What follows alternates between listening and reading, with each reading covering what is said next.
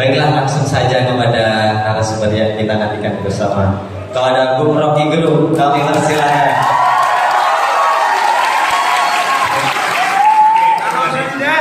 Teman-teman, tadi saya berhormat sebagai penghormatan terakhir. Karena kita tidak bisa menduga arah dari politik hari ini. Ya, sangat mungkin dalam 2-3 hari ada proses politik yang menyebabkan foto-foto itu diturunkan. Ya, gak ada pola untuk membaca politik Indonesia. Saya mulai dari situ. Saya menikmati gairah Anda untuk mengeluk-elukkan seseorang. Yes. Tapi itu gairah yang diprovokasi oleh teman-teman saya.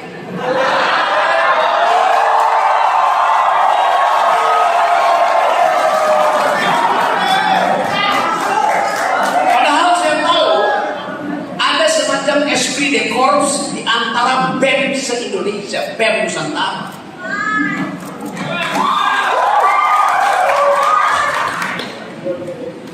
Kemarin malam sebelum saya kesini, saya ada di Universitas Indonesia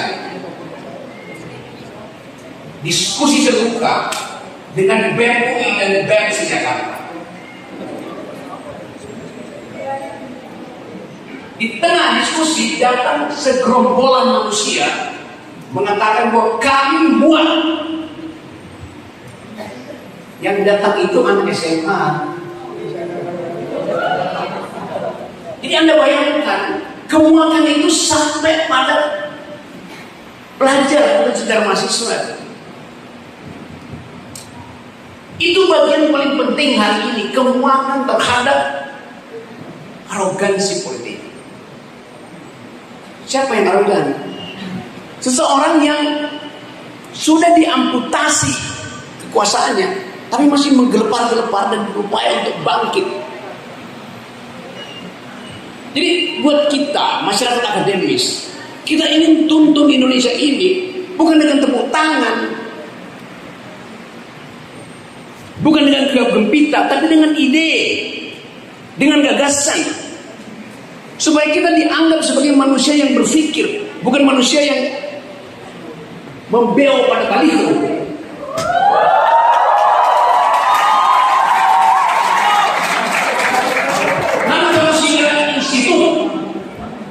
Belakangnya agama Islam. Karena institut itu menunjukkan bahwa apapun yang saya ucapkan, dia datang dari proses melembaganya ilmu pengetahuan. Itu namanya institut. Saya coba bandingkan dengan hari ini. Kita bicara tentang dialog kebangsaan. Tapi kita gagal untuk membayangkan 2020 bangsa ini jadi semacam apa? Kadang kepada Prabowo, kadang kepada Ganjar, kadang kepada Anies, kadang kepada apa yang ada isi kepala Prabowo dan isikan benda dan isikan Anies.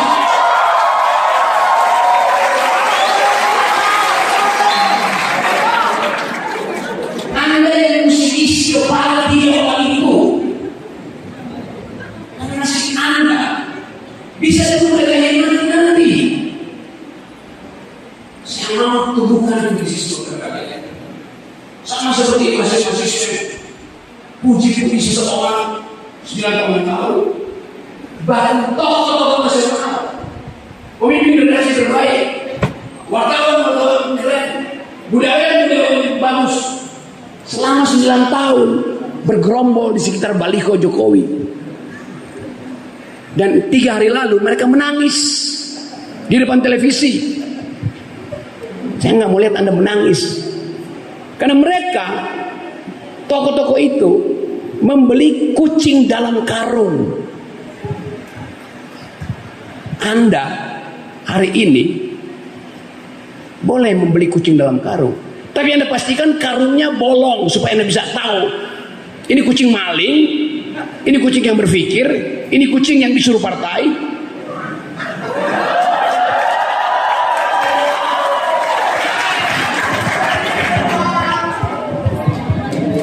Kita ingin ada generasi yang berpikir ke depan. Dialog kebangsaan udah dimulai sejak 28 Oktober 1928. Hari Sumpah Pemuda. Ketika sejumlah pemuda menetapkan satu pikiran bahwa mereka dipersatukan oleh tanah air yang sama. Mereka dipersatukan oleh rasa kebangsaan yang sama. Mereka dipersatukan oleh bahasa yang sama. Karena ada tekanan eksternal yaitu kolonialisme. Kenapa orang bersatu? Karena ada tekanan. Jadi 28 September ada Sumpah Pemuda yang bunyinya, kami putra-putri Indonesia, kami pemuda-pemudi Indonesia, mengaku berbangsa satu, berbahasa satu, bertanah air satu. Cuman 3 sumpah itu. Nggak ada sumpah keempat. Kami pemuda-pemudi Indonesia mengaku berpacar satu. Nah, pacar boleh banyak.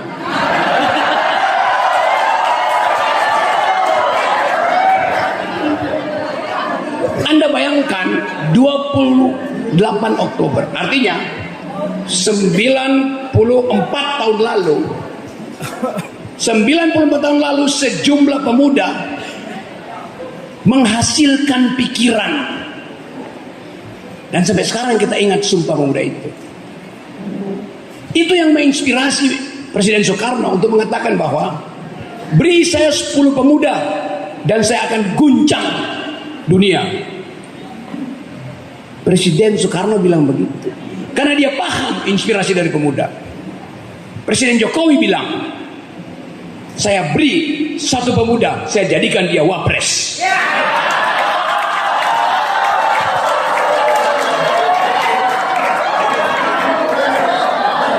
Anda bayangkan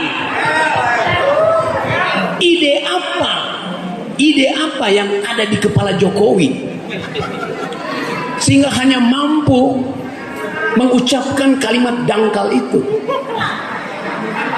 Dan si pemuda bilang bahwa ya, jangan khawatir, saya sudah di sini. Percakapan akademis apa itu? Bandingkan dengan anak SMA yang tadi malam bersama-sama dengan mahasiswa UI BEM, saya kasih ceramah, anak itu angkat tangan. Anak SMA angkat tangan.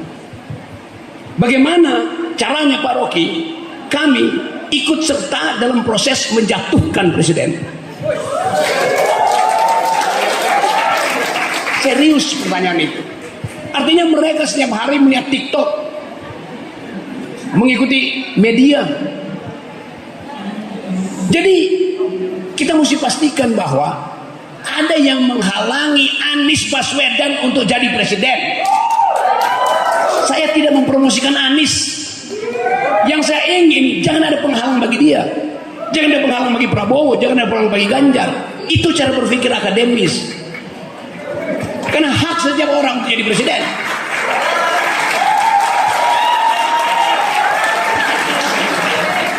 Jadi jangan Anda terpukau dengan Anies jadi presiden. Padahal ada presiden. Jangan, salah.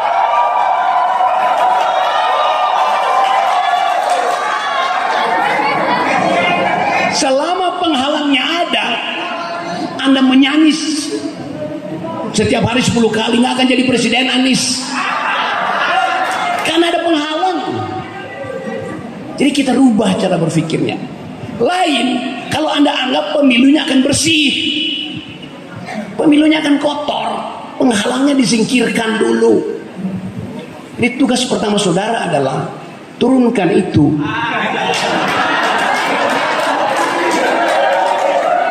Saya serius, baru ada yang naik. Begitu berpikirnya. Euforia penting, tapi logika lebih penting.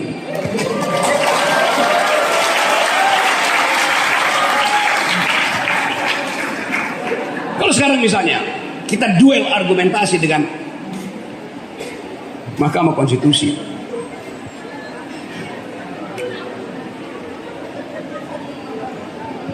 saya ingin rektor kalian jadi presiden.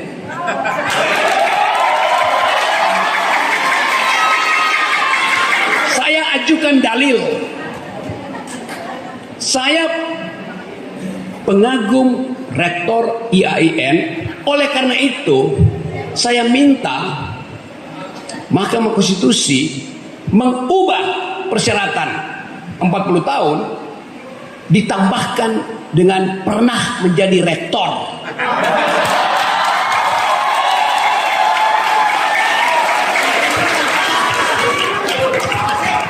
Lolos nggak? Nggak bakal lolos. Karena Pak Rektor bukan pengumpul kaleng kongguan. Jadi Anda lihat hambatannya di situ. Padahal kalau dikatakan pernah menjadi pemimpin, Gibran pernah jadi pemimpin wali kota Solo. Rektor memimpin IAIN, lebih berat mana?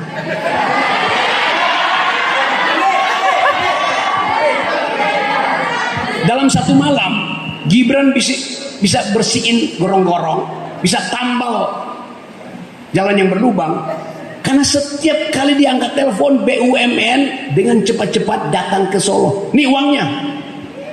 Nggak ada kesulitan bagi Gibran untuk memimpin 6 kecamatan di situ. 6 kecamatan dibantu oleh semua menteri. Rektor mau ningkatin IAIN jadi universitas.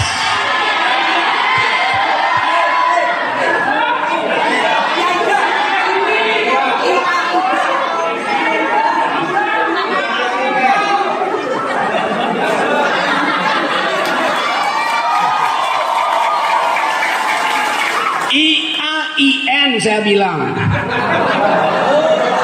Institut Agama Islam Darussalam.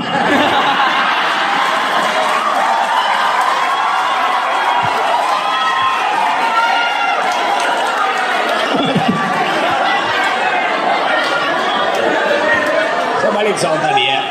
Saya balik tadi. Anda tadi dengar 3 teman saya secara lantang mempromosikan Anies. Hak mereka dan hak Anda untuk berpikir lain, hak Anda untuk menguji teman-teman itu. Jadi biasakan, nggak usah panik kalau nama seseorang disebut, karena faktanya Anies udah jadi calon presiden, maka diucapkan. Yang penting jangan kita membebek pada suara-suara itu. Itu yang penting. Anda mesti periksa pikirannya tuh. Itu yang saya anjurkan pada saudara-saudara. Selama ini kampus disterilkan untuk bicara politik. Padahal politik itu adalah ide utama untuk menghasilkan keadilan. Ide utama itu mesti diuji. Di mana ide diuji? Di tempat yang ada metodologi. Institut, kampus adalah tempat kita mengaktifkan metodologi, mengaktifkan kritisisme. Karena itu pikiran-pikiran capres itu diuji di kampus, bukan diuji di panggung dangdut.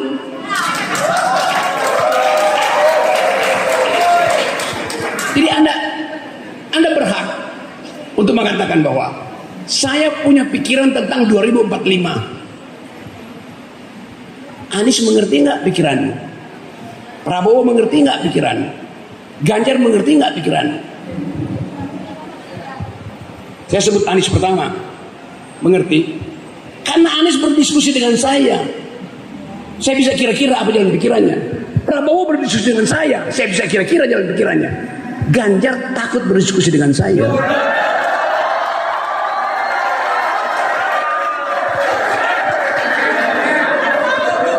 Pilihan itu datang ketika ada diskurs, ketika ada dialektika. Anda tidak memilih seseorang yang wajahnya ada di baliho. Balihonya besar, kepalanya besar, tapi kosong. Itu yang saya inginkan. Jadi saya mau menerangkan pada teman-teman bahwa proses menuju Indonesia yang bersih, proses menuju Indonesia yang adil, proses menuju Indonesia yang bermutu adalah hasil investasi saudara hari ini. Kita membayangkan ada Indonesia emas 2045. Tapi tahapan ke arah itu kita nggak pernah lihat kemana. Apakah generasi baru sekarang tune in dengan sistem pemikiran dan sistem evaluasi dunia terhadap alam semesta, genetika, semua hal mesti kita bayangkan. Karena 2045 Anda akan masuk di dalam perebutan model-model riset.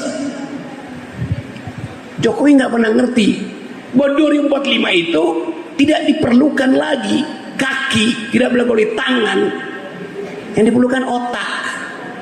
Karena Anda mesti riset. Saya terangkan keadaan dunia hari ini. Di seluruh dunia, di semua universitas bergengsi, hanya ada 3 klaster riset. Satu, riset tentang human genome, riset tentang genetika manusia, untuk mengetahui Anda berasal dari mana. Anda bilang nenek moyangmu datang dari kerajaan Majapahit. Pertanyaannya, Raja Majapahit datang dari mana? Pasti nggak dari Solo. Karena Raja Solo jejaknya nggak ketahuan, sama seperti jasanya nggak jelas. Jadi riset pertama tentang genetika manusia seluruh dunia, sehingga sangat mungkin Danu ini teman saya, dia dari situ, tapi dia nyalek dari PAN. Tapi dia teman saya tahu cara berpikirnya. Artinya dia harus mendukung Gibran. Tapi saya tahu dilema itu.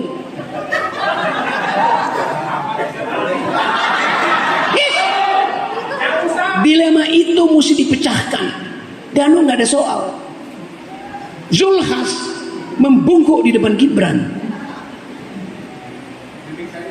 Anda bayangkan, feodalisme ini mau kita ucapkan sebagai bonus demografi di 2045. Zulhas ketua PAN membungkuk depan Gibran. Saya mau tanya pada saudara Zulhas, asal usul Anda dari mana? Di dalam riset genetika,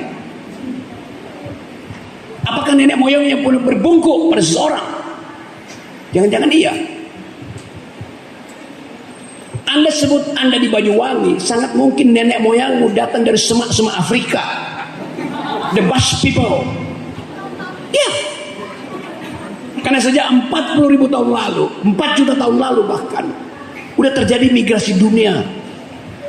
Kita nggak tahu asal usul kita dari mana. Najwa Shihab waktu diuji DNA-nya, dia kaget sendiri, dan kita juga kaget. Asal usul Najwa Shihab seharusnya dari Arab, tapi DNA-nya mayoritas Cina, Tiongkok. Itu pentingnya riset buat kita tahu. Jadi riset human genome memungkinkan kita untuk tidak bersifat rasis. Riset human genome memungkinkan kita menghormati perjalanan evolusi suku yang lain. Itu yang kita sebut sebagai kemajemukan. Bukan sekedar slogan Pak Jokowi, kami Pancasila, kami Indonesia. Itu riset politik, menyebabkan perpecahan bangsa. Saya ingin IAIA, Institut Agama Islam, ini lakukan riset itu. Riset human genome. Riset kedua namanya riset tentang big data. Big data. Riset itu dimaksudkan untuk memetakan pola konsumsimu melalui aktivitas harianmu. Behavioral Anda itu dibaca. Setiap kali Anda upload foto, dan sekarang Anda upload foto, big data akan baca, oh ini orang kaya. Kenapa? Karena fotonya clear. Kalau fotonya buram, pasti dia beli handphone second. Maka dengan mudah para peneliti big data mengatakan Banyuwangi itu adalah apa namanya, kabupaten kaya atau sebaliknya. Jadi perilaku Anda sehari-hari melalui perangkat Anda itu akan dibaca. Dia akan baca setiap hari. Ada mahasiswa yang mesen GoFood, tapi yang datang Indomie. Artinya dia mesen di warung sebelah. Maka dianggap mahasiswa ini kekurangan kemampuan ekonomi. Hasil big data itu dipakai oleh industri untuk mengirim sinyal pasar pada saudara. Indomie makin banyak dijual di warung-warung. Itu riset tentang pola hidup manusia. Setiap kali Anda beli obat Promah, big data akan catat. Artinya pencernaan bangsa ini bermasalah. Karena itu pabrik obat akan produksi di Indonesia dengan mudah. Seluruh kehidupan saudara dibaca oleh big data. Ada mahasiswa setiap hari statusnya nggak ganti-ganti itu.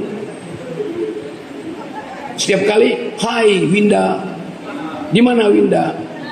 Big data kemudian baca pacarnya pasti Winda. Padahal Winda adalah ibu kosnya. Itu yang namanya riset. Riset ketiga namanya artificial intelligence. Kemampuan otak kita bertumbuh lebih cepat dari kemampuan kita untuk membaca proposal politik. Jadi ini 3 cluster riset. Kita tanya pada Anies, cluster riset mana yang bisa kita kembangkan supaya kita bisa mencapai bonus demografi? Itu pertanyaan akademis. Tanya pada Prabowo, pasti bisa jawab. Tapi jangan tanya pada Ganjar, nggak bisa dia jawab. Pasti itu. Ini namanya faktual, bukan saya menjelekkan atau memuji, tapi saya baca cara mereka mengucapkan kalimat. Kalimat akademis nggak terdengar. Harapan Indonesia ke depan, Indonesia emas. Bagaimana membuat Indonesia emas kalau modalnya adalah kaleng kongguan? Kaleng. Jadi bagi Anda di sini, pastikan bahwa kita memproduksi pikiran supaya satu waktu 2029 ada pemilu yang betul-betul bersih karena didasarkan pada gagasan. Ya, saya balik lagi pada tema ini. Kebangsaan itu disebut kebangsaan kalau ada percakapan tentang 3 masalah itu. Bukan lagi sekedar kita pernah mengusir Belanda, kebangsaan udah lewat. Kebangsaan adalah tantangan di depan, bukan mengingat-ingat yang di belakang gitu.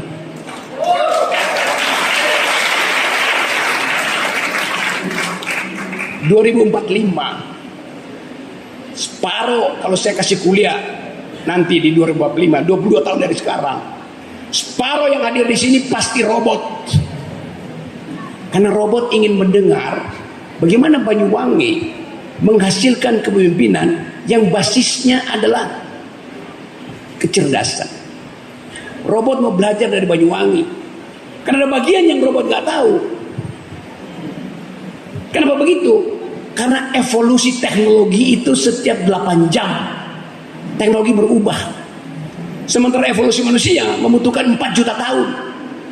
Dengan kata lain, evolusi teknologi akan mengejar evolusi biologi. Begitu cara berpikirnya.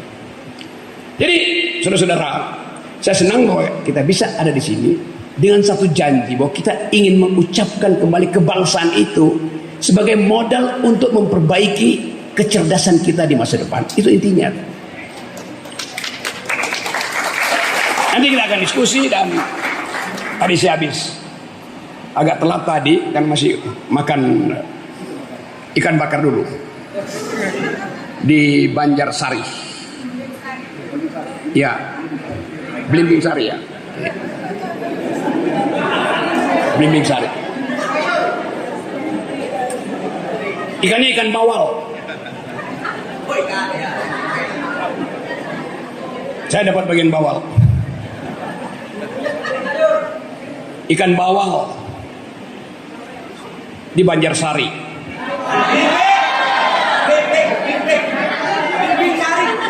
Paman nakal bikin ngeri.